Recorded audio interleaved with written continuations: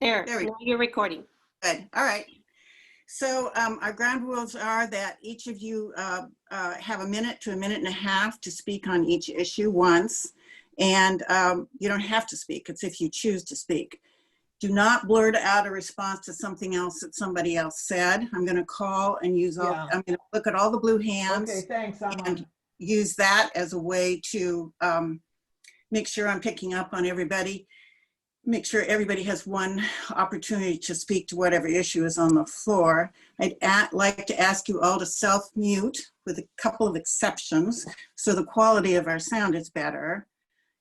Please don't talk over me, because if you happen to disagree, you'll get your chance to say what you want to say, and then we'll go forward from there. If your behavior becomes disruptive, we've only had this happen once, then I'll warn you once, and then after that, you'll be asked to leave the meeting. But we use that rule very lightly. Janet, will you call the roll, please? Yes, I will. Leslie Hammond, Yes. Steve Molinex, Here. Sam Pearson, Teddy. Yes. Thank you. Teddy O. Not yet. We'll come back to Teddy. Katie Daly. I'm here, Janet. Katie Daly. Yes. Bruce Kester. Here. Becky Lilliquist with Brad Mile. Is Becky here yet? Okay. We'll go on to Fran Laird. Present. Thank you. Crestwood, Tony Hansen. Present. Thank you. George Branos, Far Southwest. Here. Hayhurst, Kendall. Here. Hillsdale, Tatiana Lifshitz. Not yet. Okay. Not yet. Okay. Homestead, Jackie Phillips. Here. Maplewood, Claire Carter. Markham, Eric Levacki. Marshall Park, Mike Charles. Multnomah, Maria T. Mai. Here. Thank you. South Burlingame, Shannon Hiller Webb. Here. South Portland, Anna Friedhoff. Okay. Swirl, Charlie Van Rossen. Here. Thank you. West Portland Park, Debbie Hall. Here. Okay. And committee chairs, Equity and Inclusion, Diane Victoria. Here. Okay. Land Use, Gary Rendy. Here. Parks and Rec, Mike Lindman. Here. Safety, Kim Silverman. Here. Schools, Patty McMahon. Here. Transportation, Catherine Christensen. Here. Watershed, Murphy Terrell. Here. And Hillsdale, Don Bach. I don't think Don is attending, but I'm here, Tatiana. Great, Tatiana, thank you. So I think maybe back to Brattleboro. Becky's not here this evening. We're anticipating Claire Carter for Maplewood. And I'm not sure, Sylvia, about Markham and Marshall Park, whether they plan to attend. But we have a quorum. Okay. Sylvia, your microphone was on, so we didn't hear what you said, but I'm assuming what you said is you don't know that they're attending and they may be excused. Okay. All right. I don't see Commissioner Fritz yet, so I'll tell you, oh, she is online. Okay. What I'd like to do is move some of our agenda around. So what I'd ask for is an agenda approval with two exceptions. One is that we move Amanda Fritz up before we discuss minutes. And the second thing is that we move our minutes down to the end of the agenda because there are some questions about them and it would be better if we discuss them at that point and get through most of our other business. So do I have a motion to approve the agenda as amended? Can you show the agenda, please?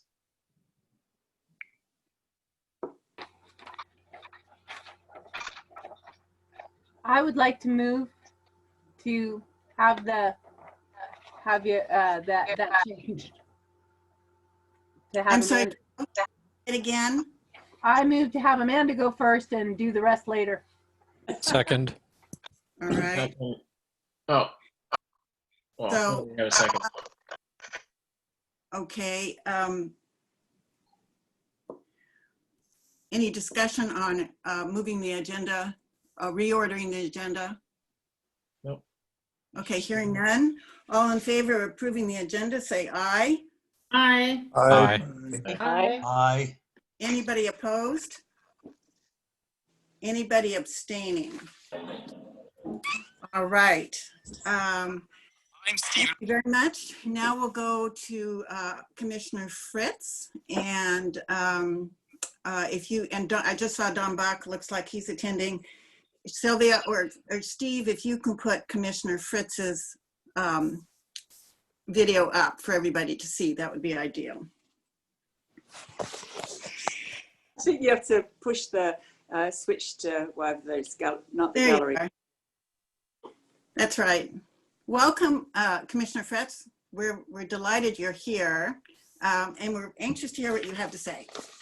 That's very kind of you. Thank you, everybody, for both letting me be here and moving me to the top of the agenda. It's been quite a long day. I just came straight from another 2-hour Zoom meeting. So, and I'm currently using my iPad, which means I can see 9 of you. I noticed by scrolling across that there's a lot of people here. So it's really cool that apparently being able to do this remotely, encouraging more people to participate. I've been going to neighborhood association meetings to do my little spiel, which I'll do in just a minute. And it's kind of iffy, but I certainly appreciate the ability to be at home while instead of out in this dark rain where I'd have to have somebody else driving me around. I will have to note, that I am old and not very technologically savvy. So if you put things in the chat, it will fluster me and I will not be able to see them. So there's that. Also, that my co-worker here at home is a cat, and he doesn't understand why I'm doing neighborhood meetings. So if I appear to do this, it's because I'm being attacked by said cat. And don't worry, he has not inflicted all that much harm as yet. Anyway, what I'd like to do is to tell you about the ballot measures that the council referred. And then if there's other issues that you'd like to discuss, I could do that. So if you give me indulgence for 5 minutes while I give the overview. I'll go over all 3 of them, and then if there are questions on any specific one, I'd be happy to take those with Leslie or Sylvia moderating. So the first one is measure 26-213, and this is the Parks Levy, which is a 5-year levy to raise about $48 million a year to fund parks operations. It would help pay for basic services like restrooms, keeping the parks clean, taking care of that 8,000 acres of natural areas and 1.2 million trees. It would be, and many of those things are things that Parks has been doing anyway. They have been sorely hit by COVID and the inability to have programming or community centers open. A lot of their budget usually depends on those things. And I know we're all missing the Southwest Community Center being open and the programs. I have been told that they have some virtual programs online. So if you feel like you could want to do some virtual whatever, that is being offered, but it's not the same as getting into a community center. So this would allow the community centers to open back up as soon as it's safe to do so. It will also introduce more equity in the Bureau than we've been able to get so far. You know, obviously there are some discounts for low-income folks, but not sufficient. There aren't enough scholarships. So this levy will help to address that sore need. It will also pay for swim lessons for low-income folks. When I was in charge of parks before, we had some drownings at Kelly Point Park, which were really sad, and of immigrant communities who hadn't had the opportunity to learn to swim. So we did make some changes at that park, but also this would pay for the summer lunch and play. Obviously, we've been doing lunches this year, but not the play. Normally, that program depends on the commissioner in charge doing a lot of fundraising, and this would help pay for that. So it would cost 80 cents per thousand of assessed value, which for a home of 200,000 assessed value would be about $13 a month. As a reminder, the median home assessment is 188,000. So homes are not taxed at the rate of their real market value. They're taxed on their assessed value. So for many homes, you pay less than that. Also, if you're already in compression, it won't increase your taxes. It will just divide them differently. So you can tell if you're in compression by looking on your property tax bill. If there are line items where yours says 0, that means that you are already being taxed at the maximum that's allowed by Measure 5. And so this, if that's the case, then this levy would slice the pie differently. It wouldn't actually increase your taxes. If you're not yet paying the maximum, then it could possibly increase them by the amounts I specified. So that's 26,213, and I think we all realize that now more than ever, we need our parks and natural areas to be functional and to be well maintained. And so I really urge your yes votes on that. For the last 2 weeks, I've been back in charge of parks. I'm getting much more information on their finances and their programming. I'm really excited with the possibilities. And so I'm now coming around as Parks Commissioner as well as campaign volunteer. The second one is got a nice, the next two, but actually both have numbers. Don't eat my thing either, Cat. They have good numbers for us in Southwest Portland. So 26-217 would create an independent board of local residents to oversee the Portland Police. It would be staffed by a director and experienced staff, including professional investigators. It would include representation from diverse communities, including those who've experienced systemic racism and historic over-policing. And it would have the power to subpoena, document, access police records, and compel witness statements, including from police officers. This is something that leaders in Portland's Black community have been asking for a long time, like 30 years, including Commissioner Hardesty, who is in charge of this ballot measure. The time is now. We certainly, I appreciate the police and the work they do. I also believe in that officers who do things that they shouldn't should be held accountable. And you may have seen the recent Oregonian review of 40 fatal shootings that disproportionately affected Black people, and also more than half affecting people with mental illnesses. None of the 65 officers who pulled a trigger were indicted by a grand jury. None were ultimately held to the discipline that we tried really hard to make stick in some of the most egregious cases. So it is time, I believe, for oversight and accountability. Frankly, it's quite likely that if this passes, the police union and the police officers union will submit a grievance and it will go to arbitration. Some of you may remember that Commissioner Saltzman passed a charter change in 2013 that corrected a flaw in the retirement system for police and fire, whereby if there happen to be 27 paychecks in a year, your final pension is based on 27 paychecks in a year instead of 26 for biweekly. So the voters said that yes, actually there are 52 weeks in a year and therefore 26 paychecks instead of 27. Overwhelmingly approved it. Stop it, Cat, sorry. I don't have any doors in my house, so it's really challenging into the bathroom or something. I'm talking to you. So anyway, they grieved it. The police officers, the commanding officers and the fire department all grieved this charter change that we passed, and the arbitrator 2 years later upheld it. So a savings that was supposed to save $40 million only ended up saving $10 million.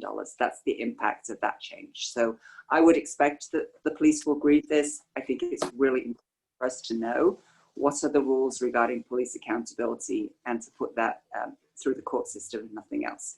So I definitely please yes on 26-217.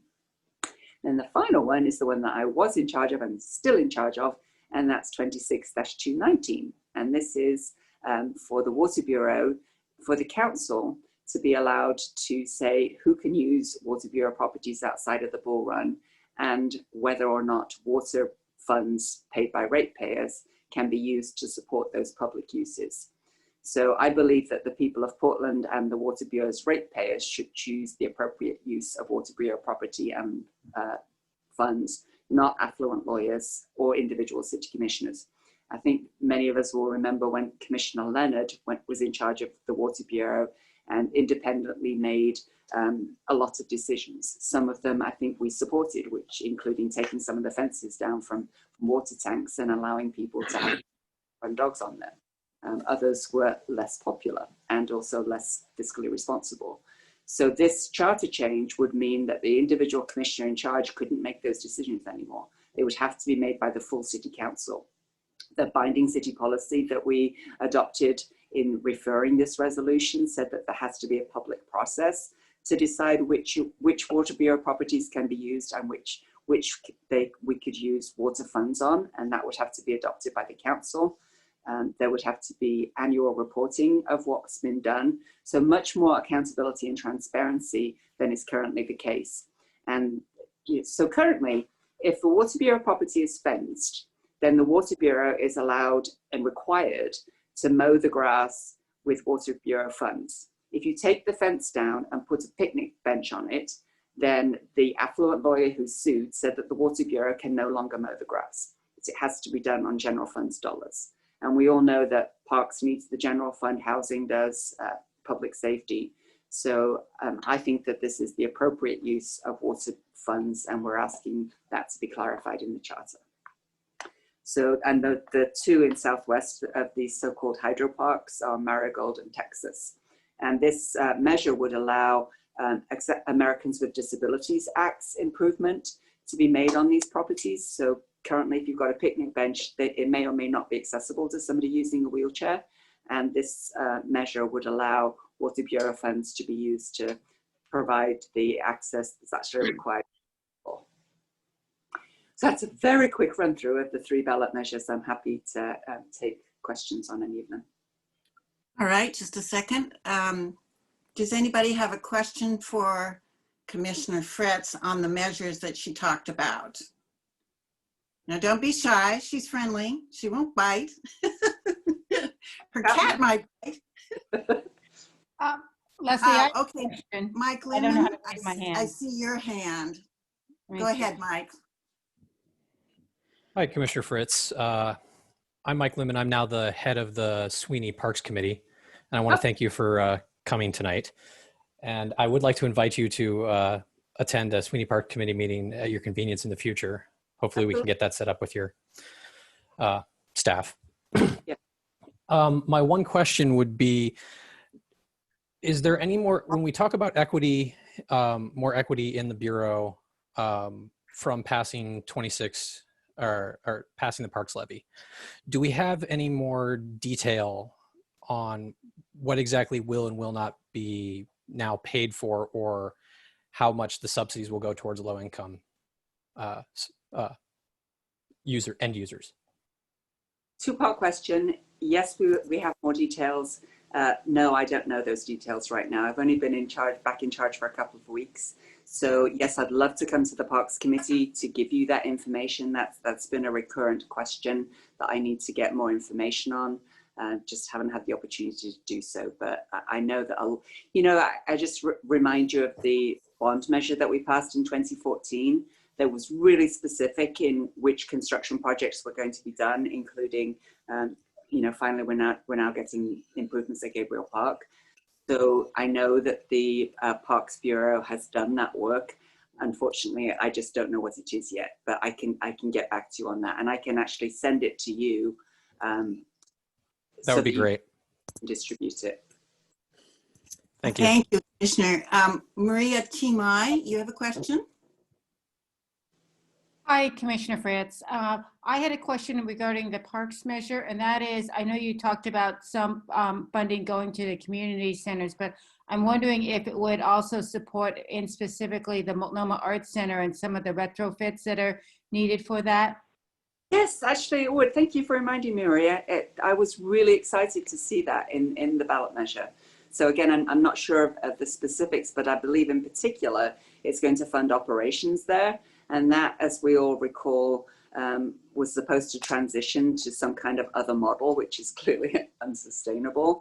So I know that there's money for operations for not only the Multnomah Arts Center, but also the Interstate Firehouse Community Center, which is really important in Northeast Portland, and also for the Community Music Center. Is that operations also include some of the backlog of maintenance? I don't know. When I was in charge and we were looking at bond measure projects, we did some scoping of what maintenance needs to be done. And we did a couple of small projects before the bond money ran out. Most of the levy is going to be used for operations rather than from constructions. A levy is more flexible than a bond measure. A bond measure can only be used for construction projects. It can't be used for operations. A levy could be used for either, but I know that a lot of the money is spoken for. So I'm pretty sure that there won't be a major component of construction, even if there are some.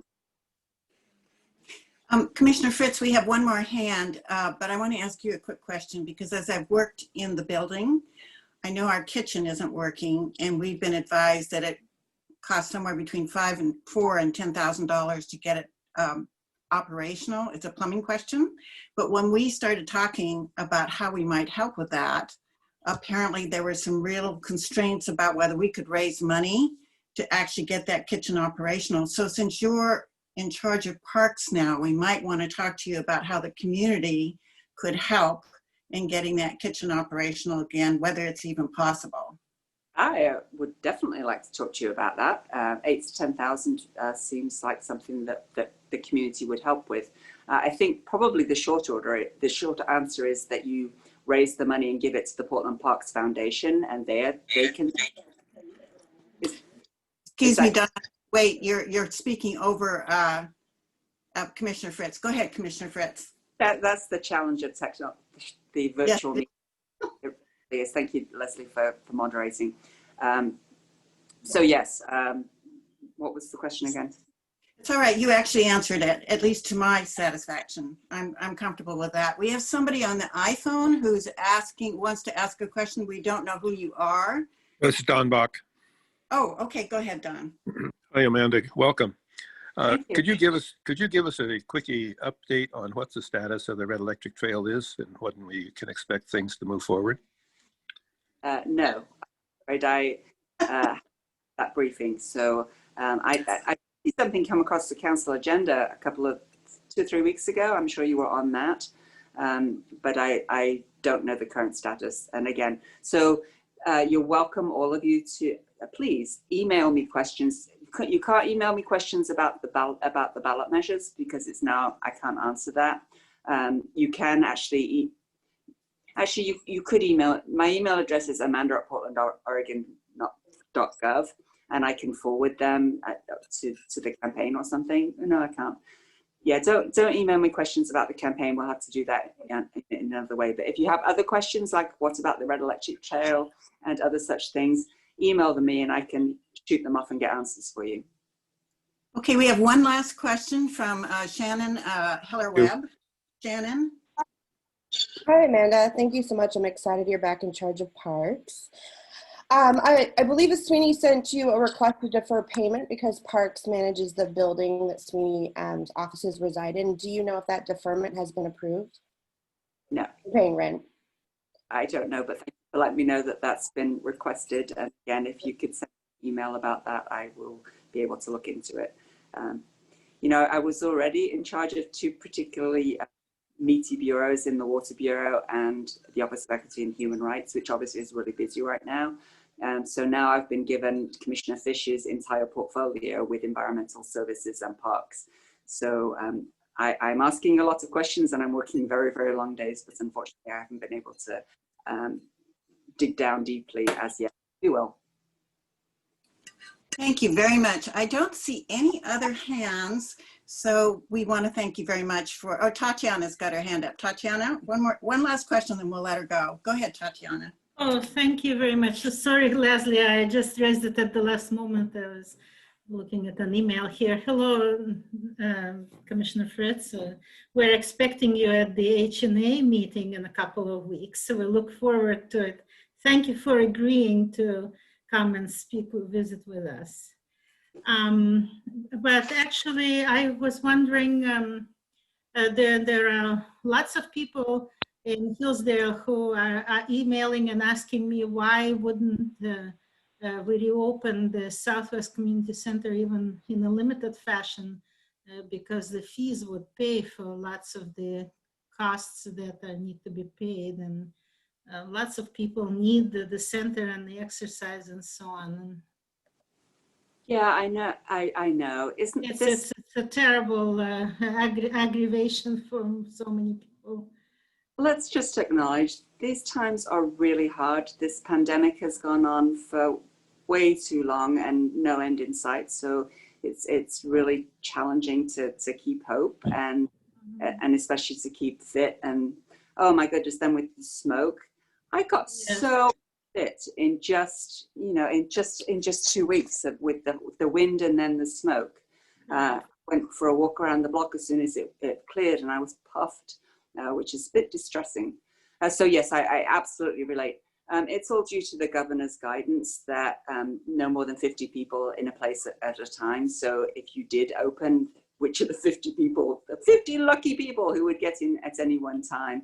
And then also for the staff, they would, even if you rotated and let 50 people in every hour, that would then be exposing the staff members to that, you know, hundreds of people a day, which wouldn't be fair to them or their families. So it's all related.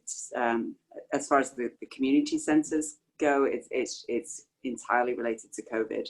And I know that because, as you say, the fees do help pay for opening them. As soon as we can open them, we will, because we want people to be able to have that recreation and exercise. It's just not safe as yet. I see. Thank you so much. We're going to have to let her go because we have to go back to our agenda, but we're most grateful for you showing up and giving us a thumbnail sketch of the ballot measures. Well, I did want to just comment that while it's really nice for the rent deferral to be acknowledged, it's really not required. Any approval is not required. So it's just a notice. So Right. I heard somebody raise that question. So thank you, Tatiana. Let me just, if I might have a couple more minutes, Leslie, I know you have a very busy agenda. I also wanted to acknowledge as we're thinking about the pandemic, as we're thinking about the fires, as we're thinking about the civic conversations that are happening that's tumultuous, not to mention the national scene and the passing of Ginsburg. It's all a lot. And then on top of that, you all are dealing with the challenges of the audit and the suspension of payment to SWNI while it's in progress. I'm heartened that at least that is going ahead now, and I have commitment from Commissioner Daly that they're going to get it done as expeditiously as possible. I'm really impressed with how you've been able to manage that whole situation, and especially Sylvia and your staff. I mean, I'm always impressed with you. You're just absolutely fantastic. Here. It's really sad to get the newsletter and see that it's going to virtual. You know, being an old person, I really being able to have it on hands. You know, especially when there's power outages and goodness knows what else. It's just easier to be able to do that. And frankly, many of us are spending a lot of our time at computers and on screens. And oh, I didn't even mention the parents of you who are managing homeschooling and supervising children as well. So thank you who are doing that. So yeah, oh, somebody's got a dog so my cat has subsided. But anyway, I just wanted to acknowledge, thank you. Thank you for volunteering with your neighborhood associations. Thank you for all the good work that the neighborhood associations are doing to encourage people and find ways to connect virtually. I've seen a lot of that crossing through my emails, and I really appreciate those. We are the people of Portland. We are going to get through this. The mayor made a great speech yesterday after the budget hearing, that although these really are tumultuous times, he believes that we will look back on them as the time that we started setting new direction going forward that turned us into a better community. And so I'm heartened by that. I'm heartened by Mayor Wheeler's leadership and the myriad of things that he's doing, which unfortunately the city's website. Just when we need it the most, they decided to upgrade the city's website. So I can't find anything on it. You can't find the things that the mayor has been saying, which is really unfortunate. It's another darn thing. I do try to post as much as I can on my office website, which I refuse to let them change. So there's a few links there, certainly to my bureau as to the best of my ability.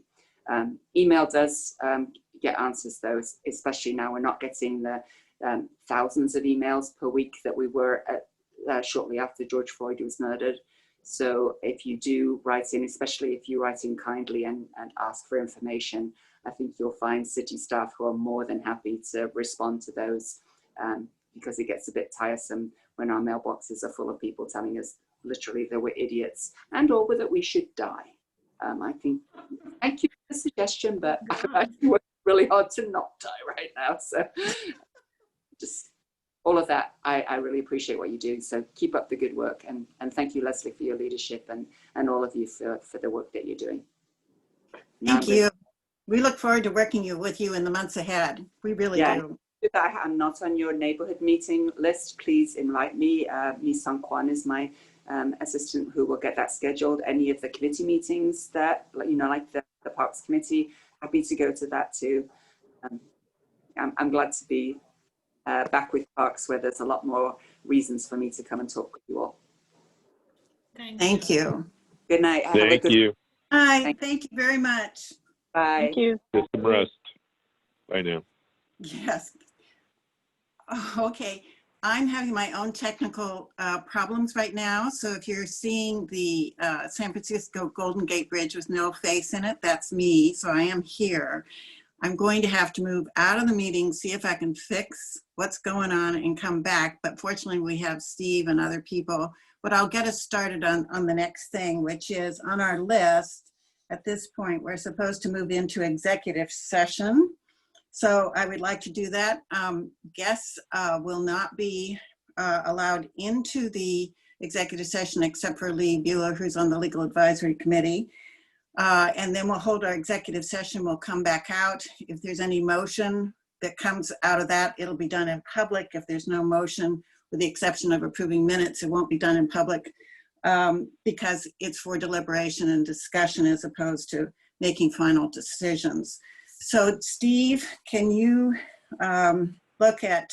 Leslie, did Janet take guest roll call? And I believe Courtney from Southwest Connection is present, which would be allowed into executive session. We know that, Shannon. We're well aware of the You didn't name her, so media, certain she was and so she's allowed to come in. She's not allowed to report what goes on in the executive session. So that's fine. So for guests, we have, we did this last time. So I think that means that we need to admit people Leslie, who are on the board. I think what we need to do is we need to send guests, people who are not on the board, to the waiting room. All right. So I proceed with that. And so who is on a phone number ending in 3914? That's Tony Hansen from Crestwood. Oh, you'll stay in, okay, yeah. Thank you. Good, okay. And Janet will Absolutely. stay.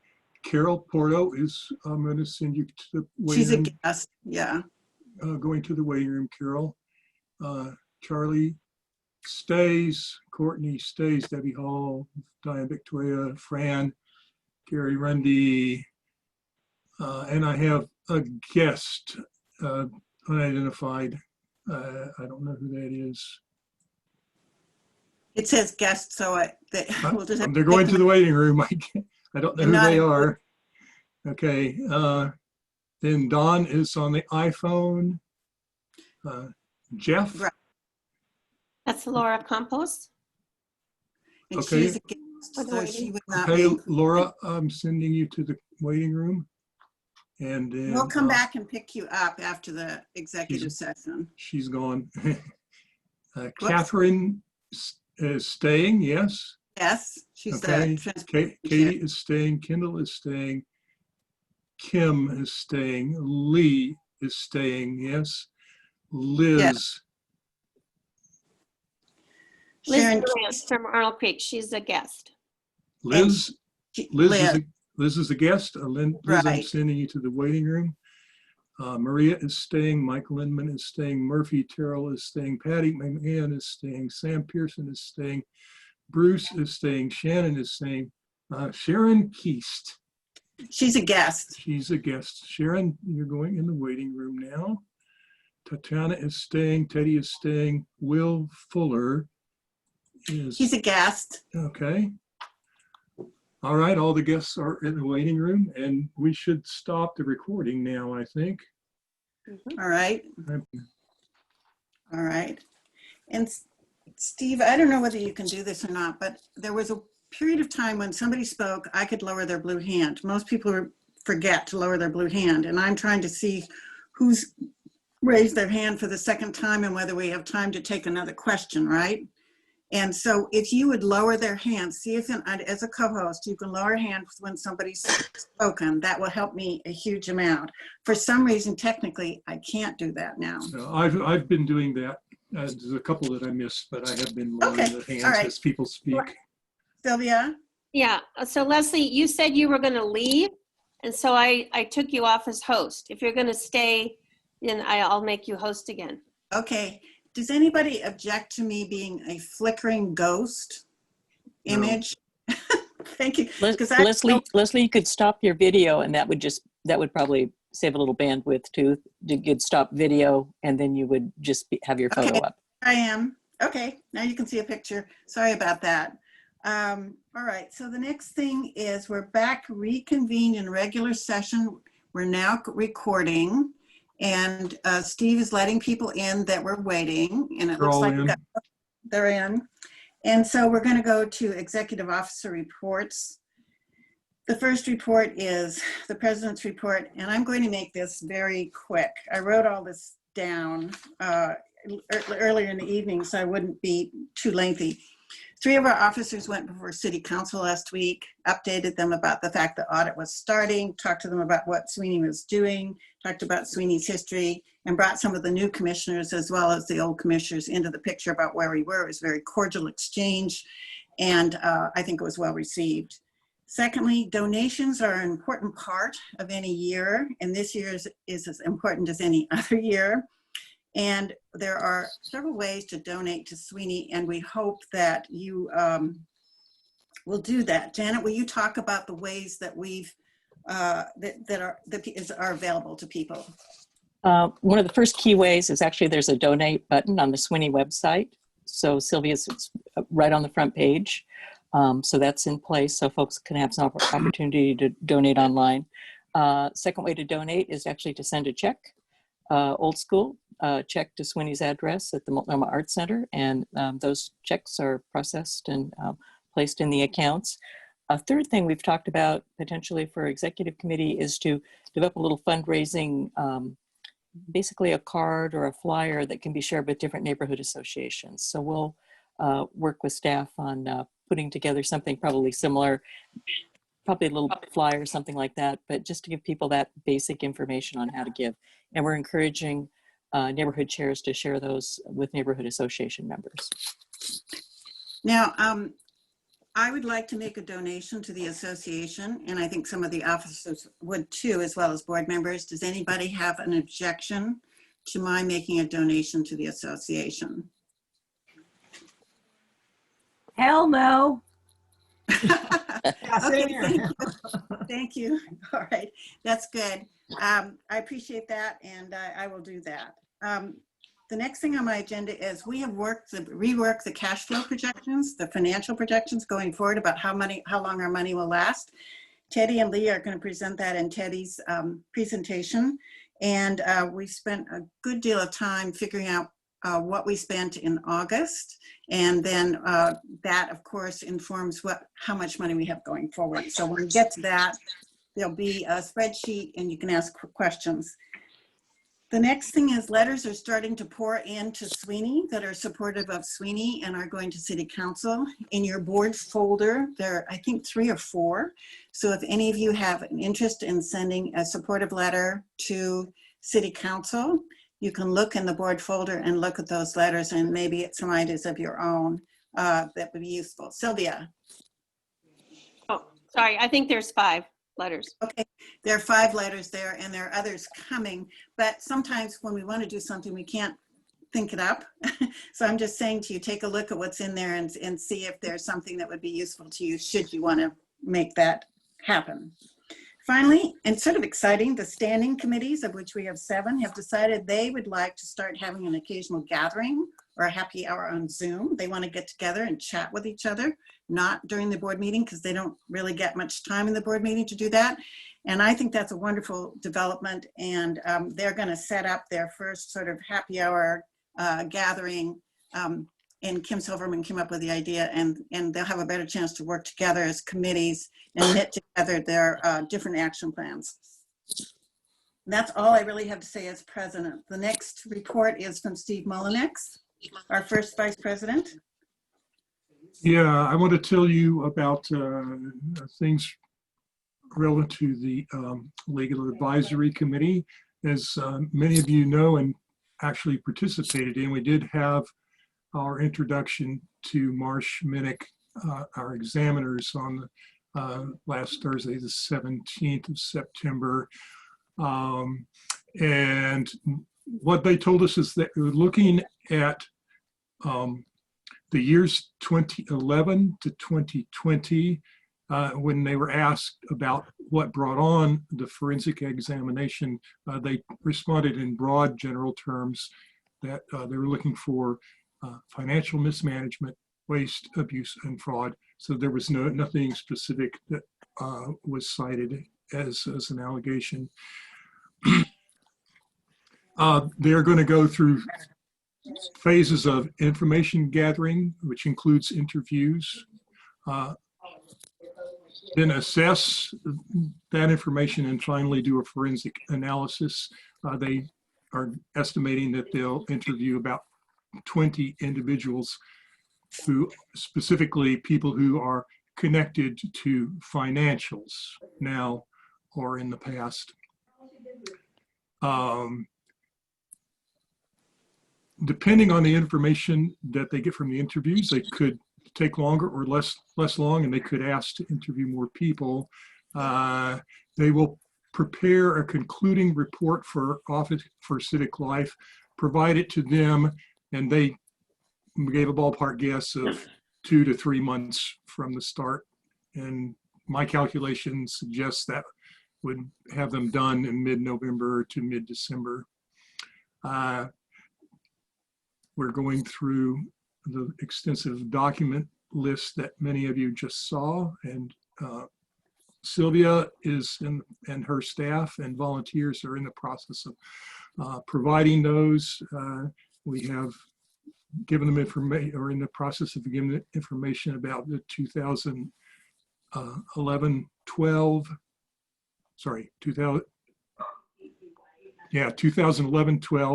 and then working backward from 2019-20.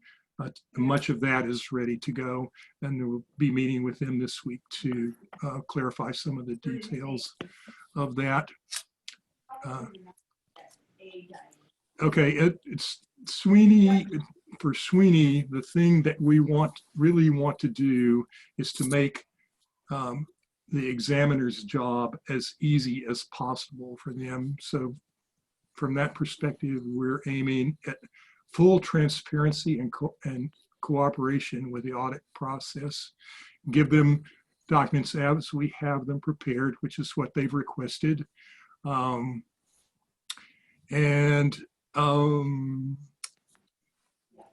Yeah, so the Legal Affairs Committee will likely have a meeting next week, and we'll go over some of the details here, see what's happening next. And thanks to the members of that committee for your participation.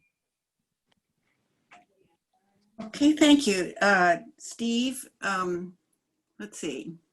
All right, We'll move on to the next report, which is Teddy. Teddy, are you here and are you ready to start your way through the different financial reports? I am just, if And- someone could put it up, that'd be great. Whom do you want to put up the documents? You want Sylvia or do you want somebody else? I'm indifferent. I beg your pardon? It doesn't matter to me. Okay, Sylvia, do you, with the exception of the financial projection sheet, do you want to try to put up the financials?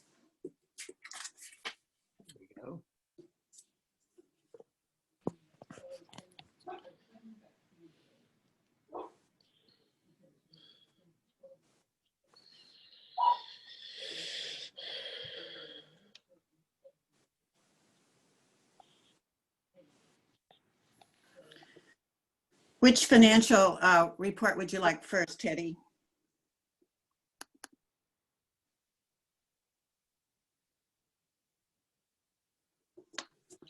All right, so just looking at the balance sheet, one, since it's been up, does anyone have any specific questions on it? All right, we'll run through it. So operations account is at 62.5K. Core restricted at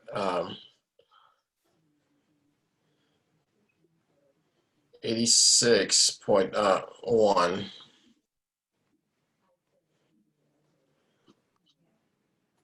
And total in the account as of August 31st would have been 148.77, 148,773 All right, we're not going through line by line. We had a prepaid legal expense of $5K. That was the retainer we paid for Simon.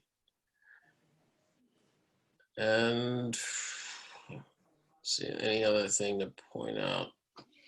That's We have a new retirement accrual on the spreadsheet on this sheet, right? right. So we've got a retirement accrual of $11.44.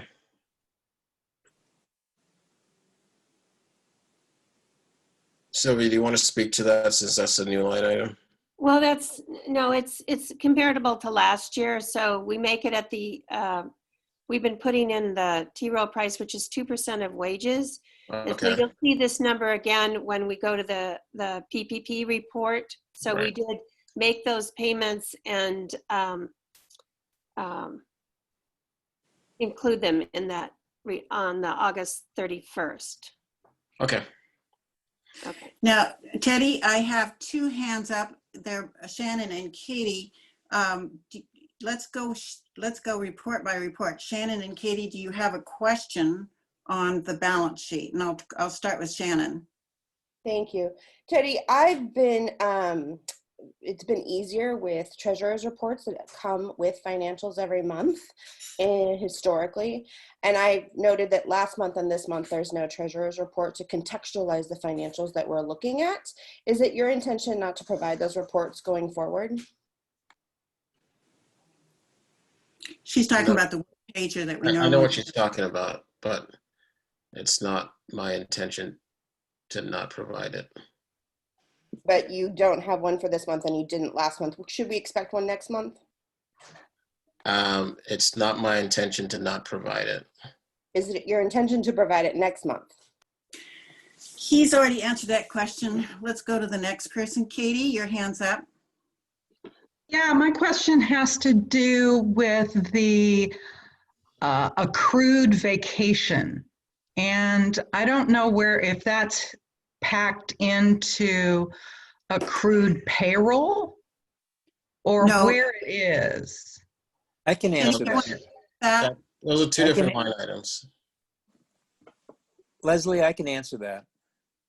Well, let's see what Teddy, do you want to answer it? Do you want Sylvia to answer it or Charlie to answer it? Let Charlie answer that. Charlie's a CPA, so Charlie Okay, can give a more in-depth review of that. So I talked to Nancy about this, and I, generally under generally accepted accounting principles, and if you're using accrued accounting, you're supposed to have an accrual for paid time off. And it's never been done before. Time off is tracked.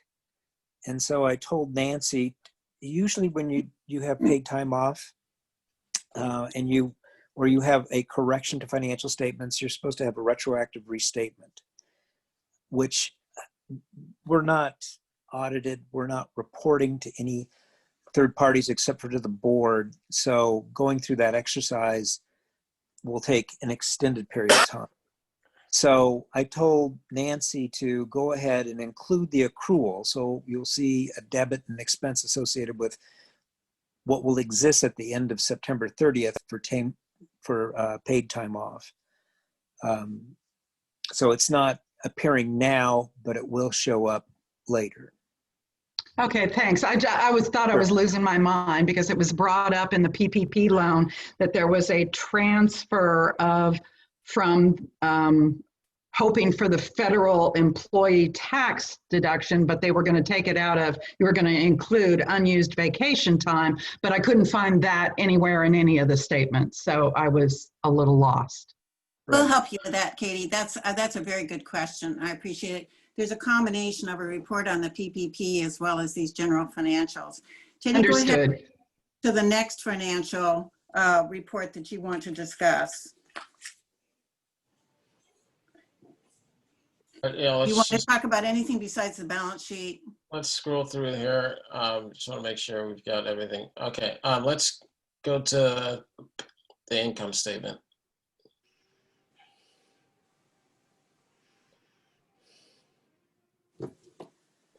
This is combined with both restricted and Right. operations. I can show you just operations. No, this is fine. So as you can see, we've got about almost $880 from contributions. So total contributions about $880.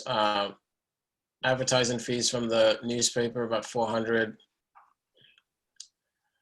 The grants, which are about $10,000.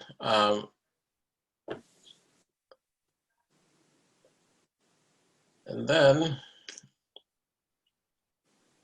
keep in mind, these are all until August. Yeah, and some of this is restricted, so. Right. All right. Any questions on that? Okay, it looks like Jackie has a question, then Shannon, then Charlie. Jackie? Teddy, I see. Jackie, your microphone popped off. There you go. I see. Yeah. I see that these only go to August 20th. No, that's August 2020. 2020. Oh, yay. Yeah. Thank you. It's the whole month. Oh, I'm so glad. That made because I was very frustrated. Why would you stop there? Okay. But a good catch. Okay, the next person is Shannon and then Charlie. Yeah, I'm curious, in what capacity is Charlie providing guidance to Nancy? Shouldn't he be providing that to Teddy to work with Nancy? The answer is we draw on all of our board members who have certain talents and credentials. Charlie has talents and credentials, and he worked with Nancy for almost 2 years, recategorized some things, did some, got everything approved through the board for changes. And so he has the time to do this with Nancy. Teddy has less time to do it. And we also call on leads. So all three people are called on because they are our financial experts with their credentials, Shannon. Charlie is treasurer. Teddy is our treasurer. So I have given my blessing to Charlie working with Nancy. So as a treasurer, I have full faith in Charlie and his credentials to be able to provide the background needed for Nancy to And I do see the numbers at the end. So it's, so does that answer your questions? Thank you, Teddy. Charlie, you're next. Do you have a question? Well, the other thing I want to emphasize is I'm not getting paid to do this. So if you're concerned about money being inappropriately spent on an expert, don't worry about it, Shannon. It's not being spent. I was curious on the grants, and Sylvia may know this. I should have asked Nancy about this. If that is grant money that was received but not applied, or if that's because usually there's a fixed amount of grant money that comes in, and then Nancy puts it into a liability account as unearned, and I don't know if that's technically unearned or not. Yeah, so we received the funds and we're holding it. Okay. Under the So she grant. needs to really correct that. It should be unearned.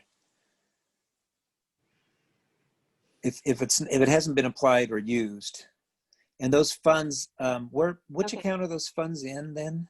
They're in operations and they're accounted for under the profit statement here under operations. Right, but I mean, because the Right way here, it's the right, 9,443. and that's money that hasn't. Some of that is money that hasn't been used at, but None is of that money available. has been spent yet because we went in right after they were awarded in February. March went into COVID. And so these grants, they're waiting to do their projects. We applied for an extension and Civic Life actually offered it to us.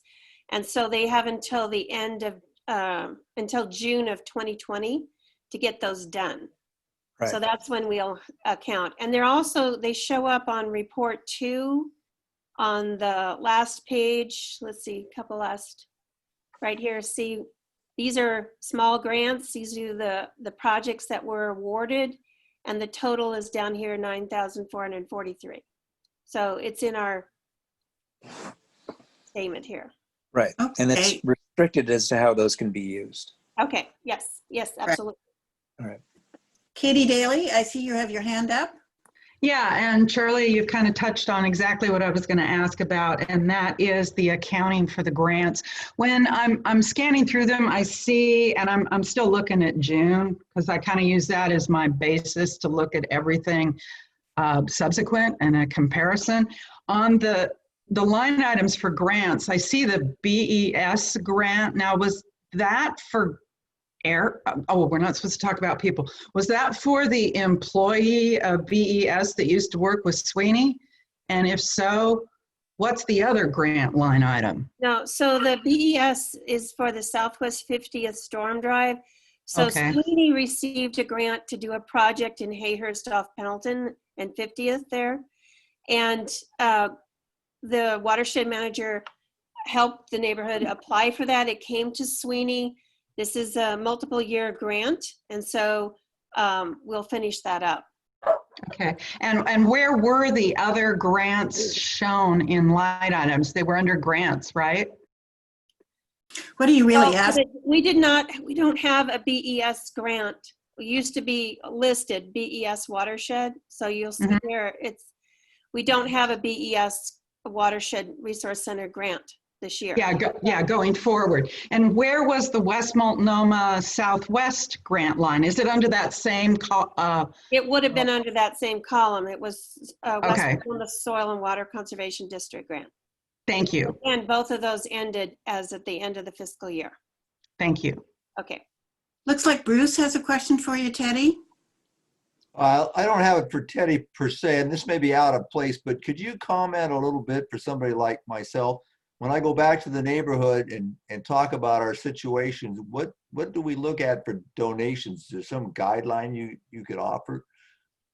Yeah. You mean how many donations we would like to try to get this year? Is that what you're asking, Bruce? Yeah, well, what guidelines? Should we certain percentage of what we have in unrestricted, or what do we just arbitrarily say SWNI needs some money and we'll give this so much? Or, I guess I'll give you my opinion, then I'll let Sylvia talk about it. I think we need to raise about $15,000 by December. but at the very least, we need to raise about $7,000 by December. And Bruce, when we get to the cash flow projections going forward, you'll be able to see that for yourself. Okay. We haven't ever said to any neighborhood, you should give us so much towards SWNI. We let people donate as they choose. Okay, thank you. You're welcome. Okay, any other reports you want to cover, Teddy? Of this, anything else you want to talk about on this? I have my hand raised to follow up. I can see you, Shannon. Just wait. I'm letting Teddy finish up the reports, then we'll come back to you. No, go ahead, Shannon. Thank you. As a follow-up to Katie's question, so if I understand this correctly, I just want clarification that we don't have any grants on book after June, but didn't in the last meeting, Sylvia state that the watershed staff were paid with PP loans in June and July? Yeah, so one, the grant ran out end of June, but your employees, both the Watershed Resource Center manager and the stormwater were employees of Southwest Neighborhoods. The board paid for their staff time. So, and if you look here on report number 1, this is, we coded all of the PPP expenditures. So under staff, this is for July and June, or I'm sorry, July and August. These wages were a little bit higher than what we anticipated. Part of that is because we did give Eric all of his accrued vacation, so that went into that account there. Lorena did work during the July and August, and in preparation for the fall workshops, and again, that was under SWNI as our employee. And then also in here is buyback for additional vacation pay. So when we found out that we couldn't do the federal employer tax, we wanted to reduce the liability of that. As I reported last month, there was about $13,000 in accrued vacation liability. So we reduced that significantly by including it in the PPP. This is that retirement. That's again the 2% of all wages. This is the taxes that we could put under PPP, but the rest of it, the employer federal tax, is under SWNI board here. And again, the PPP was only for payroll, rent, and utilities. So these are the expenses, and there's a full detailed report of what we submitted, line item by line item, and receipts in the board packet. Sylvia, is that July and August or August only? No, it's July, August payroll. Okay. Yeah. Tony, it looks like you have your hand up. Do you have a question? Tony? I have an iPhone that I think is Tony's. It's Dawn, isn't it? It's Oh, Dawn excuse and me, iPhone. Don? Yeah, I'm sorry, Yes, Don. yes, Yours doesn't have enough. just to clarify. Sure. Can you hear me? Yep. Just to clarify. So we paid the salary of the watershed people, but we did not get a grant. And so the grant went to Northwest. Could we not bill Northwest for those payrolls that went out? We're not going to bill the payroll, but we can bill health insurance. They included that in their agreement. So we're out. We're basically out the money for the payrolls. Yep. Period. Well, we paid for it with PPP. Well, that does. Yes, you know, they were I think SWNI about employees, just like all the rest of us were employees without a contract. They were also without a contract. Yeah. Also, but we're also basically we've basically given the city a gift of that amount in effect. Yeah. We have, but there are we people have and they excellent did the staff work. that did have done an excellent job, and they continue to fulfill their role as staff the way that we hired them. So I'm not arguing that. It's just a matter of what we're dealing with the city. well, it's the situation that we're in.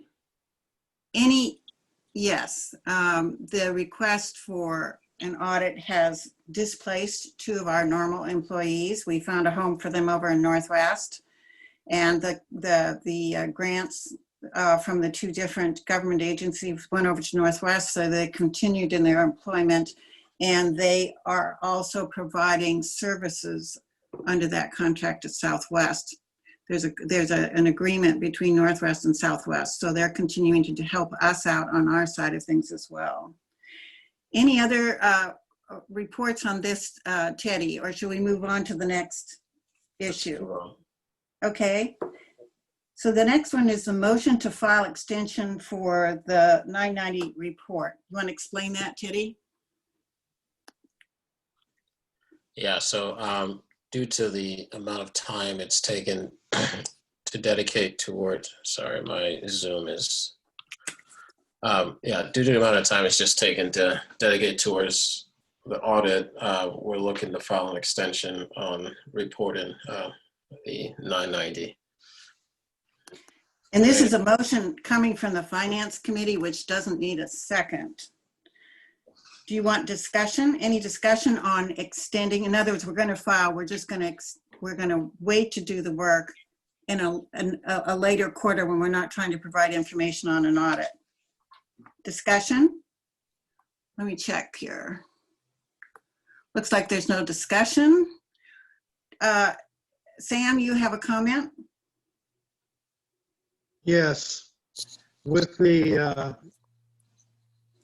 idea of putting this off for the present time, we still need to make sure that we are retaining the money, the 2,500 or whatever, to complete the audit or complete the 990. Good point. So I don't see any other hands up. So Janet, can you call the roll on this quickly?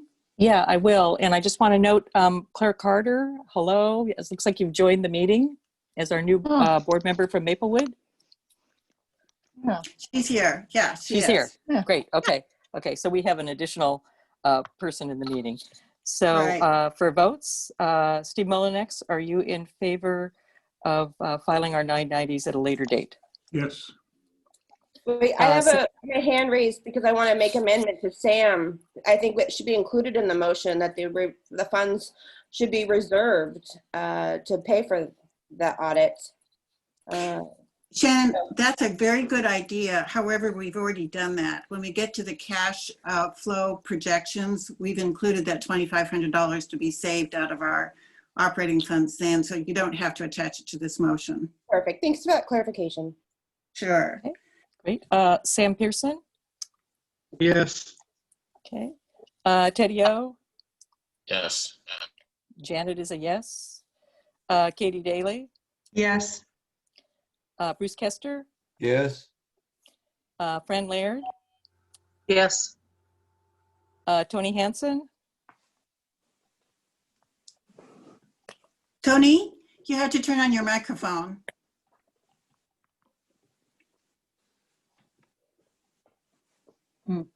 You're there. Okay. Double mute. Aye. Okay. Yes, Thanks. thank you. George Franos? Yes. Kendall Kick? Yes. Tatiana Lipschitz? Tatiana, are you here? Yes, I answered yes. Okay, we didn't hear Thank you. So Jackie Phillips? Yes. Great. Claire Carter? Hi. Are you a yes? Yes, I can't get my, can you hear me? Yes, yeah, you're a yes. Oh, I recorded. good. Okay, good. Thank you. Maria Timai? Yes. Shannon Hiller-Webb? Yes. Charlie Van Rossen? Yes. And Debbie Hall? Yes. Diane Victoria? Yes. Okay. Gary Rundy? Yes. And Mike Lindman? Yes. And Kim Silverman? Yes. And Catherine Christensen? Oh, Yes. excuse me, Patty McMahon. I'm sorry, Patty. Yes. Catherine Christensen? Yes. Murphy? Yes. And Dawn? Yes. Yes, that passes unanimously. All right, Teddy and Lee, do you want to talk about the application for forgiveness of the PPP loan? Go ahead, Lee. I'll let you We're, speak. we're going to go to cash flow. No, we're going to go to the discussion of the application for forgiveness that Okay, was put early. I don't have any new information on that. We sent it in, and I haven't heard anything. But we asked for the full forgiveness, right? Right.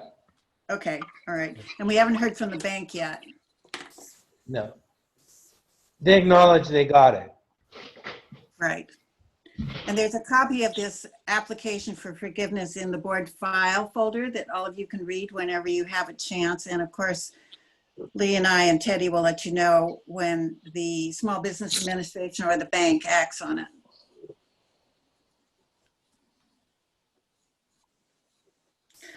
Okay, should we move on to the report?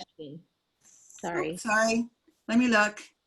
All right, Katie, you have a hand up.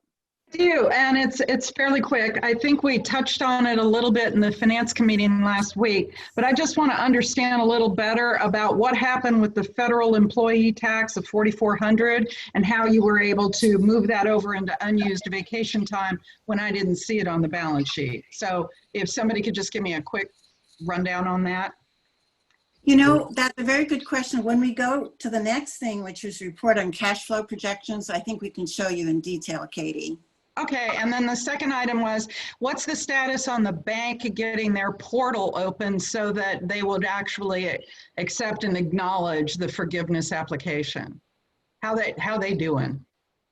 They have not told us anything yet. So, I mean, they haven't told us anything except they're going to do it. So that's the latest information that we have. Okay. And I see that Diane Victoria has a question. Diane?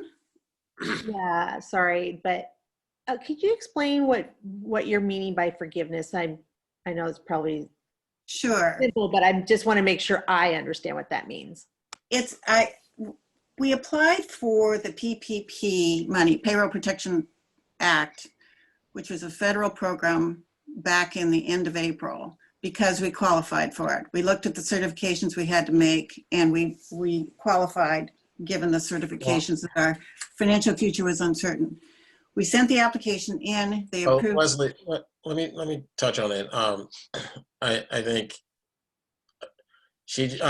I think you're just looking to figure out what do we mean by forgiveness versus a loan, right? Well, she's a new member, which is why I was giving her the background. Right. Yeah, but okay, you can go ahead and give the background, but I just want to make sure. Sorry. I think what I was trying to say was, I'm correct me if I'm wrong, but the PPP loans, you didn't have to pay it back if you were using it for payroll. And since it sounded like you had done that, then I wasn't sure what the forgiveness meant. So I just wanted a clarification thinking. Right. So regardless of how you use the PPP, you still needed a file to have the loan forgiven. So you need to file and certify that you used X amount for this and this purpose, and then it's determined how much of that loan is then forgiven. But an application needs to be filed as of now, as of what we know in terms of the pathway to forgiveness for the loans. You have to file to have it forgiven.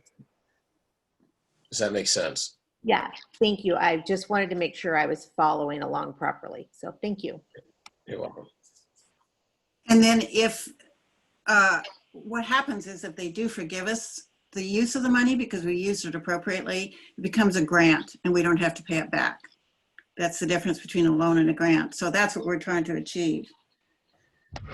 Okay, so we have had a lot of questions about what money was spent in August. So let's go to the cash flow projections. Lee, can you put it up? And then both Lee and Teddy can talk about it. Can everybody see that?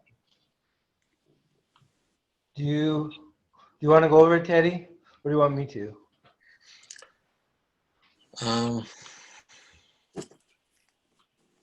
Go ahead and you can go over if I need to add anything, I will. Okay, this is similar to what you saw last month. And as a matter of fact, we're very close to where we projected we were going to be. We added a column August. You didn't see August, you just saw an estimation of where we were going to be at the end of the month. And the reason is some expenses in September we moved back to August. So we put that column in. The thing to see is that we're at the end of September. We're coming to the end of September. We thought we'd have 50 or 57,000, and we're about 1,800 less than that, but that's pretty close, this estimate. And again, there were expenses that we didn't think about, but there was income that we didn't expect too. So we're kind of close. Let's go back up here. So these balances by the end of the month includes, you see where my mouse, 10,377 from the board funds in the restricted account. Or Lee, I think most people have been asking questions about what's in the 36,000, what was included in the 36,000 for payroll. So either you could do it or Sylvia can talk about what's included in that number, because it'll answer a lot of the questions that Katie and Shannon and some other people had. Sylvia? Okay. So again, when I showed you on report 1, it detailed this, but payroll includes, payroll, taxes, except for the employer federal tax, I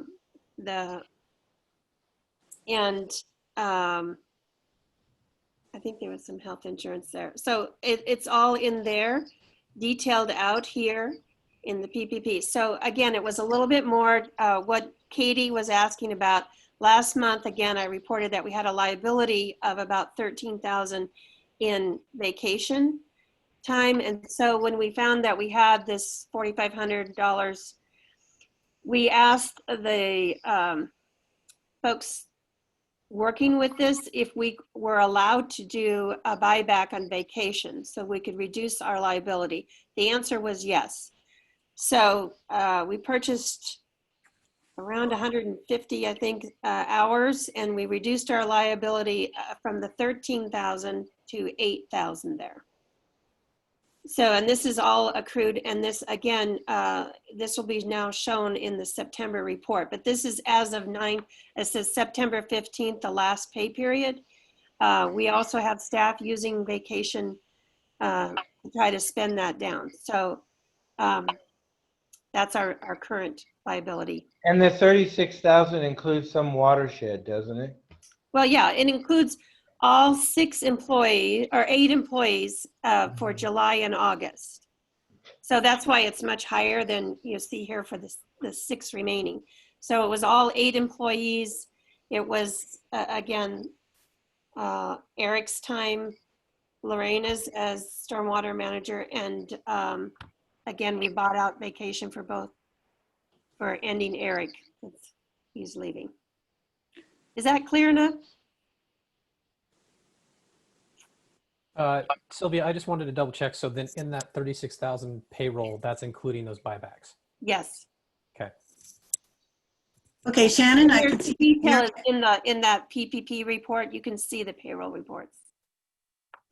Shannon, you have a question? Thank you. So I just want to clarify, you bought back and paid out vacation to Watershed? Well, no. So the Watershed, the employee had accrued it, right? And when an employee leaves, you need to pay that to them as Right, accrued. you paid it out prior to them moving to Northwest? Yes. Okay, cool. Thank you. Yes. And because we paid that accrued vacation and we bought back some outstanding vacation, we reduced our payroll, our vacation accrual substantially. Now, the thing that I want the board to remember is when we get to the end of October, we have to see how much more vacation has been used. And the reason is if we have an employee leave or we aren't able to employ them anymore, they're entitled to receive their accrued vacation at that point. So we have to keep track of that number to see what kind of exposure we have for paying people actual money should they leave. Don, I can see your hands up. Yes, thank you. And I just want to thank the people doing this accounting, and there's a lot of work here. They've done a marvelous job, and I appreciate it very much. I think the bottom line is end of December, we're $7,200 short right now of being able to run through December with current projections. Am I getting that right? You're right. We need to raise about $7,200 in donations to be able to pay a full payroll at the reduced rate in December. That red number means we have to raise that money in donations. Right, that's our shortfall. Right. That's correct. Okay, any other questions? Yeah, I have one more question. Yeah, so I think we've not included rent. And so are we actually holding rent aside for when it is? I mean, we're asking for deferral, but at some point we're going to have to pay that rent. So are we holding it in an account for when we are prepared to pay it at? I'd like to answer that. We did, after the last board meeting, give notice to the Multnomah Arts Center that we weren't going to pay rent in September. And we looked at the regulations that were in place from the governor at that moment. To answer your question directly, we do have exposure for that rent at some point. If we do not get Civic Life grant money back, or we don't raise enough donations, then we would have to save that money back to be paid, so that if SWNI were not to survive in its current form, we don't have any debt outstanding on the books. So that's why that number is at the bottom. If we don't get any donations that allow us to pay rent and payroll and all the rest of the things that we have, then we've got this liability at the end of November for the months that we haven't paid. The city's going to come after. Clarify, you're holding $38.84 in an account so that we defer and don't default. We're not holding anything anywhere in a separate account. It's just part of our operations account. It's more a question of whether the board wants to spend that money or to hold it back 2 months from now. That's really the question. So the money's there, it hasn't been spent, and we have to decide what kind of exposure we have in November. Sure, we're keeping that in mind. Right, exactly. Would we default though if we didn't withhold? We don't know. We haven't looked at that. Because commercial property is different than residential property. And quite frankly, we've been very busy just trying to get this information together for all of you and to make sure these bills are paid. And we haven't had a chance to really go into that in detail. I believe Tatiana would like to give us some advice when we get to that point. Katie, I can see your hands up. Yeah, again, Sylvia just needs to tell me that $10,377, even though it says a restricted board account, it doesn't have any kind of restrictions on it that prevent us from putting it into the operations budget. Right. It was put in as funding so that, because we had at the time 4 or 5 neighborhoods that were doing BES stewardship grants, and they are reimbursable grants. So that's the only reason we put some seed money in there, so that if you had a reimbursable grant, you could spend it out. You weren't touching any other restricted accounts, and then we would get reimbursed for it. So, and that's actually haven't had those kind of grants for a while. There's no other reason in there. It was board funds that were placed in there. How many years ago did that happen? I mean, well, when we changed bank accounts, I think in 2011, we closed out Key Bank and we opened up Umpqua Bank.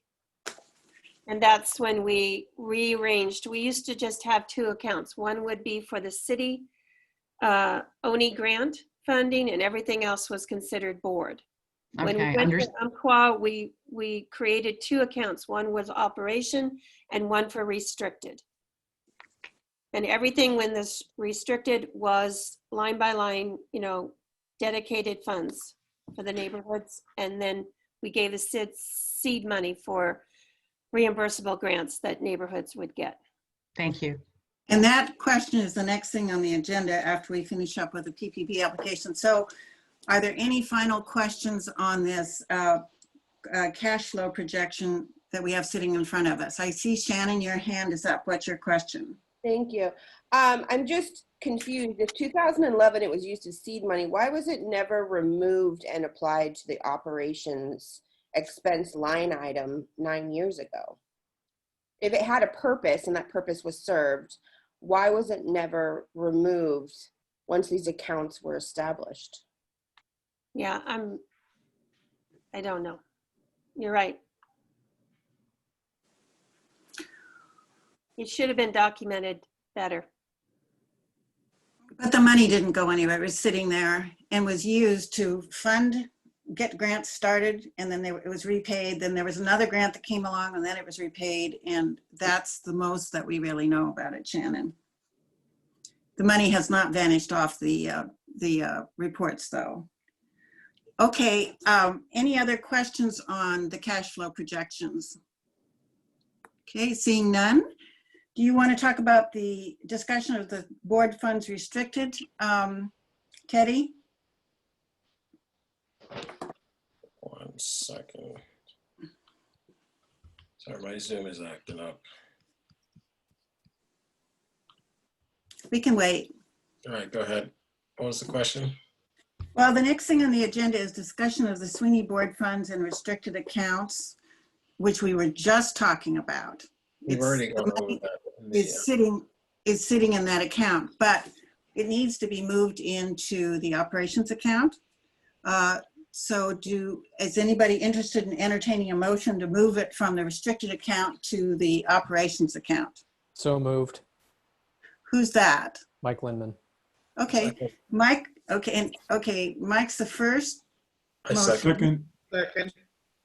Oh my goodness. Janet, do you know which one it is? I couldn't catch that. There were about 3 male voices. So Second. that Steve. was Steve. Well, Okay, Steve great. is the second. Okay. Now, any further discussion on what we're doing here? Really, what we're doing is moving the $10,377 and some odd cents from the restricted side of our books over to the operational side. Comments, questions? Let me look and see if there's anybody. Doesn't look like it. All right, Janet, do you want to call the roll? Yes. Steve Mullinex, Yes. Teddy O, Yes. Sam Pearson. Yes. Okay, myself, I'm a yes. Katie Daly Yes. and Bruce Kester Yes. and Fran Laird, Yes. Tony Hansen, Yes. George Vranos, Yes. Kendall Kick, Yes. Tatiana, Yes. Jackie Phillips, Yes. Claire Carter, Yeah. thank you, and Maria Timai, Yes. and Shannon Hiller Webb, Yes. and Charlie Van Rossen, Yes. Debbie Hall, Yes. and Diane Victoria, Yes. Gary Rundy, Yes. Mike Lindman, Yes. Kim Silverman, Yes. Patty McMahon, Patty McMahon, Yes. Catherine Christensen, Yes. Murphy, Yes. and Don Bach. Yes. Great, all in favor, passes.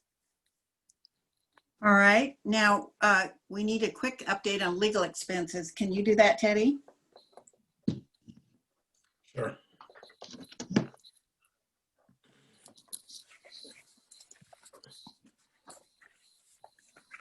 Can you pull up the summary of the legal expenses? Do we have a summary?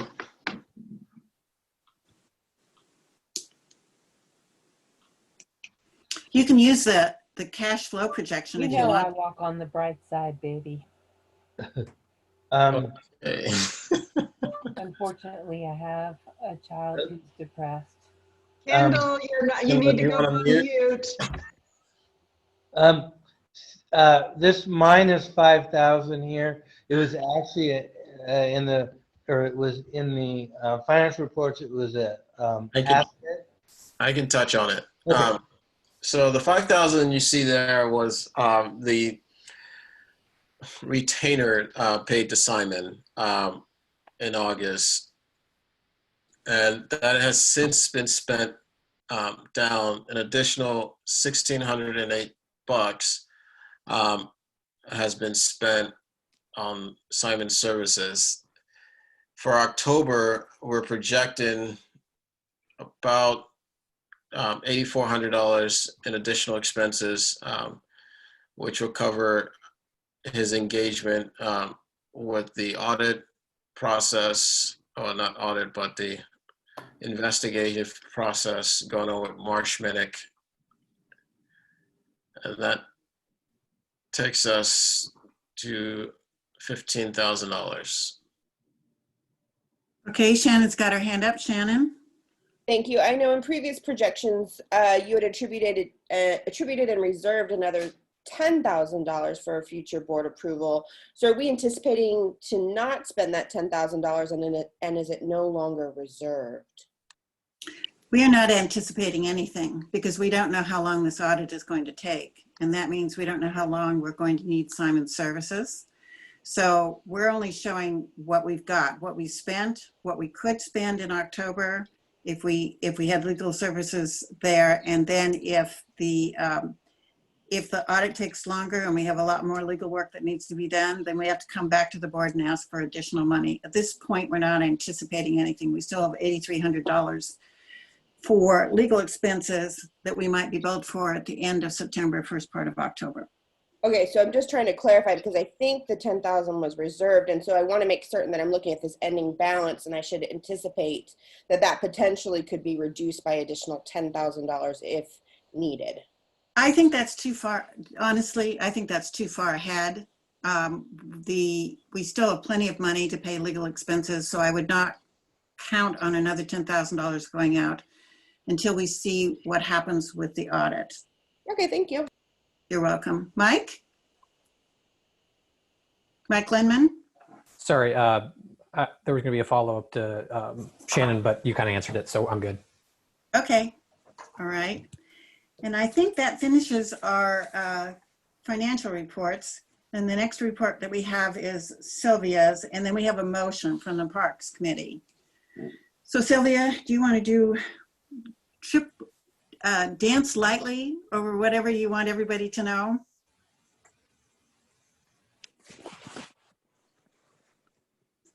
Okay, so there's a written report in the board folder. And I think what I mainly want to touch on now is the staff reduction in hours. So per the board direction after the last meeting, I telephoned each staff member personally on the next day to let them know about the decision and that effective September 1st, hours were reduced by 25%. I let them know that it could go to 50 in November and December. We discussed maybe what their work priorities are, where their focus needs to be. We held a personnel committee meeting to review that. I did a quick, it's not by any means exhaustive of their job descriptions, but there's a summary chart that I've attached to my report that we kind of highlighted where the essential services are for each of those staff members that they'll be providing. And then we also reviewed the Oregon Workshare, or the Workshare Oregon program. And it does seem to be that could be of benefit for some of our employees. You have to have at least 3 employees that are interested in that. There's a fact sheet that I've included in my report that I shared in a written letter. We followed it up, my conversation, in a written letter to each employee about the staff reduction, what their staff hours are limited to each week. We also let them know that, you know, their classification is still the same, that their sick time and vacation accruals did not change. And then we let them know how much vacation they had accrued. And we asked them to consider taking some vacation time to reduce that down by the end of October. And everybody is looking at their schedules and complying with that. So the Workshare Oregon program, again, we have at this point, there are 3 employees that are interested. We have 2 that are still kind of considering it. I hope to have a decision by the end of this week so we can put in the application. They did change the rules kind of midstream. If you used to be able to, if you were, say, going to work 20 hours a week and we limited, if they took sick time but they were still within that 20-hour limited, then they were eligible for benefits through the Workshare program. And that used to include vacation time. Now, if you have vacation time in that workspace, you would not get benefits for that week. So I wanted to make employees aware of that. But again, I think that we have at least 3 that are interested in this, and we'll try to go through and get the application in. Sylvia, it looks like Mike Lindman has a question. Yeah. My one and only real question is without going into details specifically of people, how is staff taken this? How's everybody doing, including yourself? Yeah. So I am happy to report that the first pay period, September 1st through the 15th, everybody complied, and that we reduced our hours. It is a hardship. There's some things that you may have to wait for. So an example is our IT person is now working on Mondays. So some of the requests are going to need to wait for her to handle, or we're trying to find volunteers that maybe might help answer some of those IT questions. But I think staff are all very supportive of the organization and doing their very best, but it is a hardship and they were hit hard. And I think that they are concerned that we make our goal to sustain the organization through the years. So they're very working together to try to make this happen. Shannon, you have your hand up. Thank you. That was also part of my question, was reception and concerns shared by staff. But the other piece of my question would be, are we able to satisfy paying out vacation prior, and has the projections been shared with staff so that they can accomplish getting paid out for all vacation prior to us going into the red? Yeah, so I think in the follow-up letter, we said, here's your accrued time. And, if you can, use as much as we can through October. And then, as we discussed at the last board meeting, in October, we need to take a hard look. What is our liability there? So, but all pay out. What? Would it be to pay out to staff in full? Should we not be able to retain them? Pay out in full their vacation, should we not be able to? Yeah, you need to be able to pull out in full. If we can't sustain it, then we need to be able to pay it out. Thank you, Sylvia. Yes. Katie, you have a question? Yes, Sylvia, I looked in the folder for what you referenced as an attached document, and I didn't see it. All right, I'm hoping I attached the right one. Oh, you didn't attach anything. Well, that's not good. Well, it's better than the wrong thing. What document are you looking for, Katie? Oh, hold on. The one she referenced. What did she reference? I listed the chart and and the Workshare program. So some reason it didn't get the right attachment in. I will make sure I replace it, Katie. Okay, well, thank you. Yeah. Patty, you have a question? Yeah, I was just curious, does our employee benefits package include any coaching or counseling for employees? No, it does not. Oh, unfortunate. So, the Workshare program is very good. I was surprised how easy it is to go on their website to learn about information about resources, but we do not have any kind of assistance like that. It's very unfortunate. Employees, the staff are aware of what caused this and who caused it. You should know that. They continue to work despite the challenges that have been presented to SWNI. Okay, let's move on to a committee report. We have Mike Lindman, who has a motion from Parks. Yeah, if you guys can throw that up for me, that would be great. Hold on a second.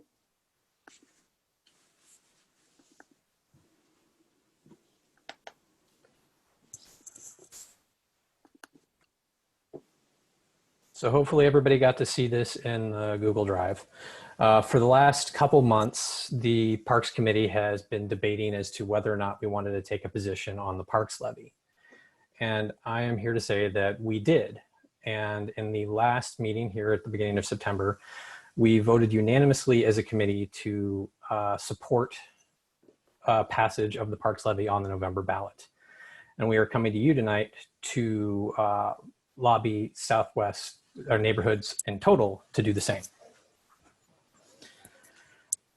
I have a question, Mike. Are you asking Certainly. for a letter from SWNI? We are asking for a letter to be stating SWNI support, written to both Adina Long, Mayor Wheeler, and the city commissioners, as well as adding our organization's name to the list of organizations supporting the levy. There's a organization that's kind of like the convening organization for those in support of the levy called Portlanders for Parks.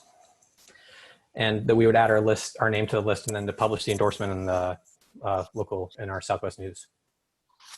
Okay, are there questions for Mike on this?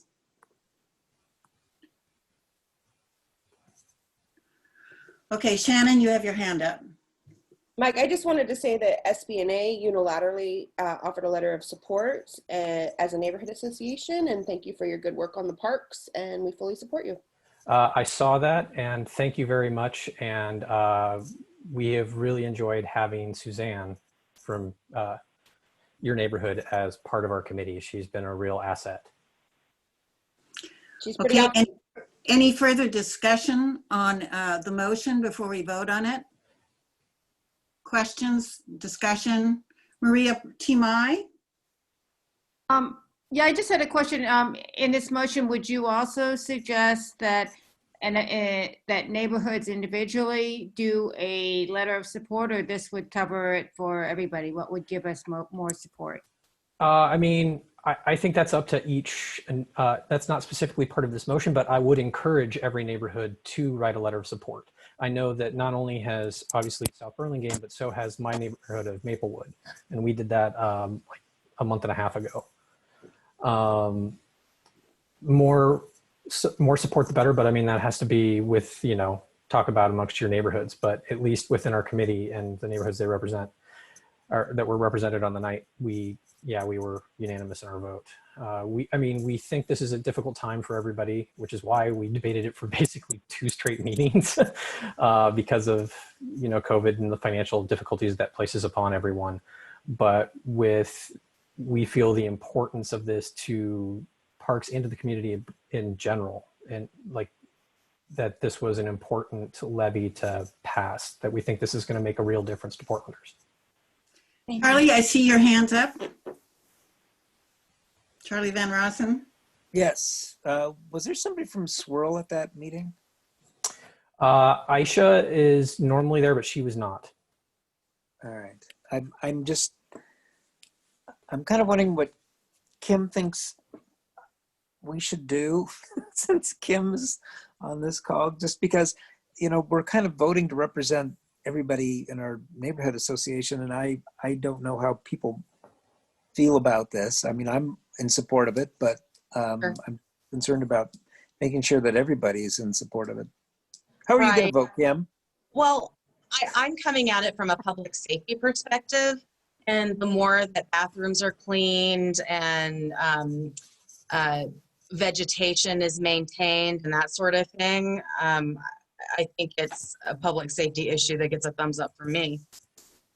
Okay, it's good enough for me. Everybody's had a chance to speak. I just wanted to ask Mike, what's your attendance for the Parks Committee? I mean, I'm hoping it's great for neighborhood representation, but I'm just curious in general, like, what are you seeing? Generally, we generally have around, I would say it's usually 7 to 12 neighborhoods represented, depending on who makes the meeting. In the last meeting, I believe it was 8. Thank you. Okay, that sounds good. Janet, would you call the roll on this? Yes, Leslie, and why don't I go ahead and read the motion as well? So SWNI Board of Directors and the Parks SWNI Parks and Community Centers Committee support the 5-year temporary local option levy for parks on the November ballot. A later stating our support will be written to Parks and Recreation Director Idina Long and Mayor Wheeler and Portland City Commissioners. Plus, we will add our organization's name to the list of organizations supporting the levy, and there's a website, and publish the endorsement in the Southwest News. So, Steve Mullinex. Yes. Sam. Yes. Teddy O.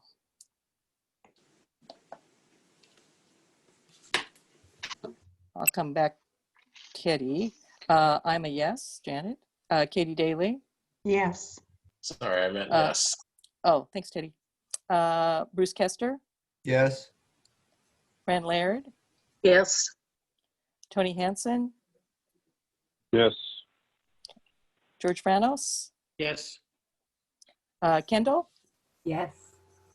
Okay. Tatiana. Yes. Jackie. Yes. Claire Carter. Yes. Maria T. Mai. Yes. Shannon Hiller Webb. Yes. Charlie Van Rossen. Yes. Debbie Hall. Yes. And Diane Victoria. Yes. Gary Rundy. Yes. Mike Lindman. Yes. Kim Silverman.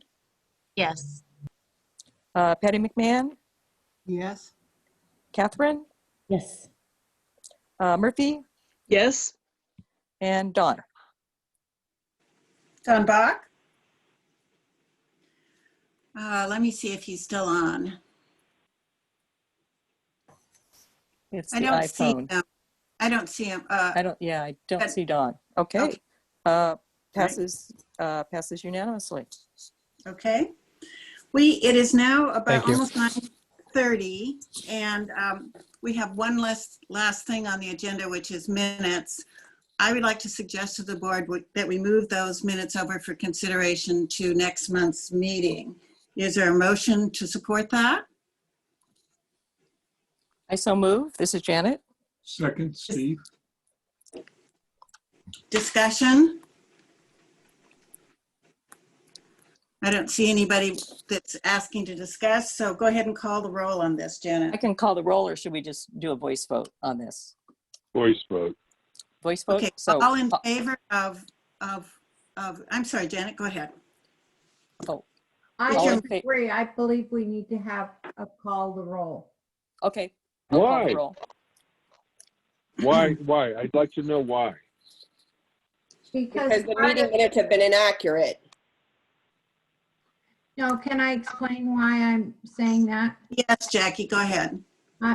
Because part of the controversy over the minutes had to do a little bit with the voting. So I felt like if we could do the roll call, that removes any question or doubt about the vote. And it's one less roadblock in our way. Thank you, Jackie. Thank you. So I'll go ahead and do the roll call quickly. Steve Mullinex to hold the Yes. minutes over to October. Yes. Sam. Yes. Eddie. I'm sorry, did Teddy respond? Yes. Thank you. I'm a yes. Yes. Katie. Yes. Bruce Kester. Yes. And Fran Laird. Yes. Tony Hansen. Yes. George Branos. Yes. Kendall Kick. Yes. Tatiana. Tatiana? Yes. Yes. Yes. Thank you. Jackie. Yes. And Maria. Yes. Shannon Hiller Webb. No. Okay. And Charlie Van Rossen. Yes. Debbie Hall. Yes. Diane Victoria. Yes. Gary Rundy. Yes. Mike Lindman. Yes. And Kim Silverman. Yes. Patty McMahon. Yes. Catherine Yes. and Murphy? Yes. Yes. And I realized Claire Carter, I didn't get to Claire yet. Claire? Yes. Yes. Great. And it sounds like Don Bach has left the meeting. Is that right? I don't see him on the participants list, but let me look one more time. I think he has left, yeah. Okay. At least I don't see him. So we had just one no vote. That was Shannon Hiller. So Hiller Webb, so the motion passes to hold the minutes over to the October meeting. Okay, I think this has been a... Janet. I'm sorry? Thank you for Thank you doing that. Sure, no Thank problem. you, Jackie. You had a good reason. I want to say this has been a very successful meeting. You've been very patient. We've run over an hour, but I hope that you're all up to date on where we are with financials and the decisions that have been made in the last month and the things that we've accomplished in terms of dealing with the audit and the impact on us. There is a lot going on in the neighborhoods, and there is a lot going on in the committees. And we didn't have time to really go into the committees exploits today, but we'll try to make time for that next time. So, Leslie, this is Kim. On that note, can I just give one quick plug to the Public Safety Committee's October 1st event? Right. We are having a Rules of the Road legal clinic. It's free. The link is on the Public Safety Committee website. We hope to have a really great turnout. It's for you to learn the rules of the road if you're a cyclist, transit rider, or pedestrian. Kim? Thank you. Is there a question? I have a question for Kim. I just finished the newsletter, and so I'm excited to get those kind of tidbits from the safety committee. And I know it came out, but as soon as you know those things, if you could get them out, because some of us have newsletters that are at different times. And I would have loved to have put that in our newsletter.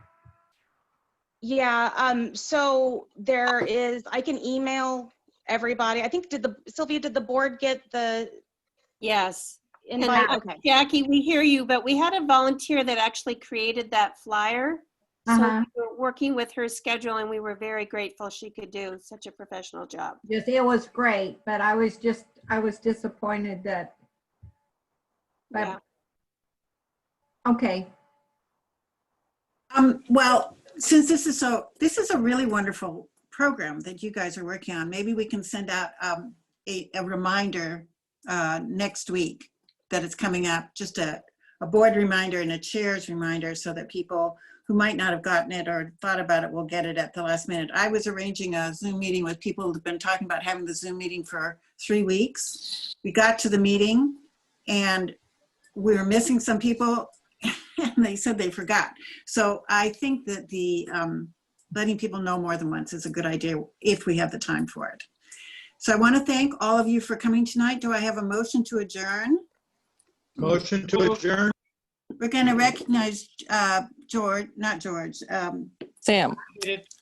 That was Sam, I think, on the motion to adjourn. Far West, who's our steady motion to adjourn person. Oh, okay. It's Geo Peters, what I'm seeing on your screen. That's George. Okay, thank you, George. And then a second. We need a second. Second, Steve. Okay. All in favor? Aye. Say aye. Is anybody opposed? Does anybody want to abstain? Okay, you guys, thank you so much. We really appreciate it. Thank you. Thank you. Good night. Good night. Thank you.